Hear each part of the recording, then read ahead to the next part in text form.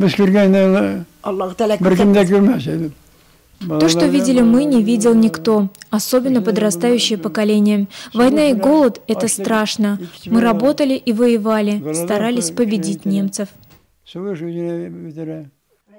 Будучи довольным в пожилом возрасте, Мирсаид Миркаевич с радостью встречает каждого гостя. Даже несмотря на то, что раны, полученные на войне, дают о себе знать, и в последние годы подшатанное здоровье затрудняет движение, ветеран не жалуется. Да, он многое повидал в жизни, но и на это он никогда не жаловался. Мирсаид Гатин охотно рассказывает о военных событиях.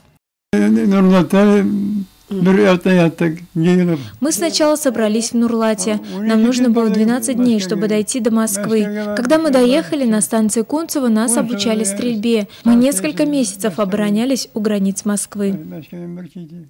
Мирсаид Гатин родился в деревне Фумкино. После окончания 7-летней школы он устроился на работу в хозяйство кузнецом. У него были свои мечты, он строил большие планы. Но все цели молодого парня разрушила война. 18-летнего Мирсаида призвали на фронт. Началась война, на нас шли танки. Мы остались в окружении. В первую очередь спрятали документы. Я был членом комсомола. В то время немцы в первую очередь стреляли в комсомольцев и коммунистов.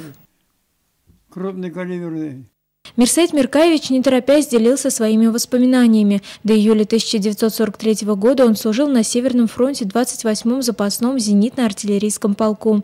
Участвовал в боевых действиях вблизи Курска, в сражениях получил тяжелое ранение. До декабря 1945 года он служил в зенитно-артиллерийском полку. День Победы ветеран помнит, как будто это было вчера.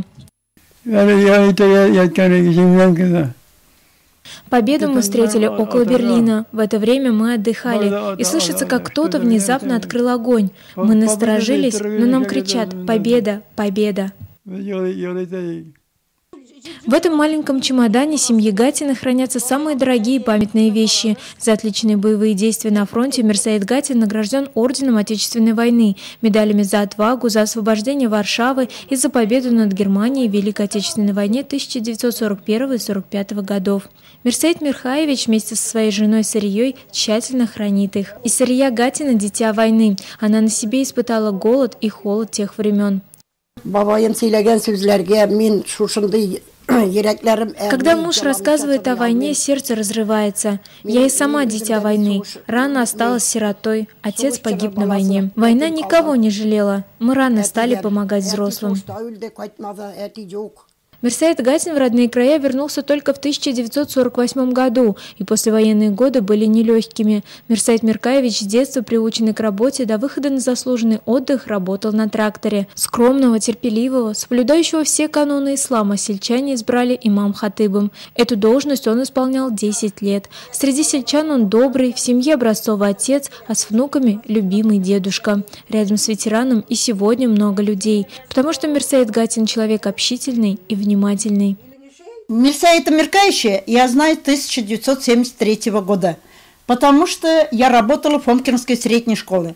Он является еще родителем моей ученицы. Ее младшая дочь Накия училась в Фомкинской средней школе в моем классе. Часто я Мирсаида Абыя приглашала на классные часы. Он вел патриотические воспитательные работы. На сегодняшний день Мирсаид Гатин вместе со своей женой Сарией Минигатовной живут счастливо. Их дети, внуки всегда помогают им. Он часто повторяет: «Пусть в мире будет спокойно». Ветеран Великой Отечественной войны Мирсаид Миркаевич мечтает встретить 70-летие Великой Победы и свой 90-летний юбилей.